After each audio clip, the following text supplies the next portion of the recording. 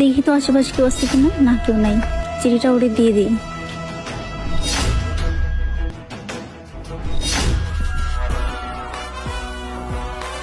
দেখি তো কাগজটা খুলে কি লেখা আছে। তুমি কি আমার সাথে এক রাত কাটাতে চাও? কারণ আমার স্বামীর শক্তি নেই। যদি কাটাতে চাও তাহলে এই নাম্বারে কল কইরো। এ তো দেখি মেঘ না চাইতেই বৃষ্টি। আমি অপেক্ষা করব, তুমি এসো কিন্তু।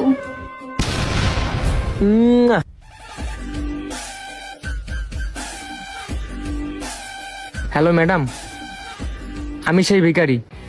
তখন আমাকে চিঠি দিলেন আর আমাকে বললেন আপনি নাকি আমার সাথে এক রাত কাটাতে চান।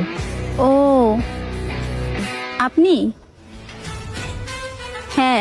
হ্যাঁ ম্যাডাম, কিন্তু ঠিক ওই এক রাত কাটানোর বিষয়টা আমি ঠিক বুঝতে পারলাম না। ও আচ্ছা, ওই বিষয়টা আসলে ব্যাপার হচ্ছে কি, আপনার ভাইয়া তো তেমন একটা পারে না। আমার বিশ্বাস আপনি পারবেন। আচ্ছা, আপনি কি পারবেন? হ্যাঁ ম্যাডাম, আমি পারবো। আর আপনি আমাকে বলেন কখন, কোথায়, কোন টাইমের ভিতর আসা লাগবো, আমি সেই টাইমের ভিতর চলে আসবো।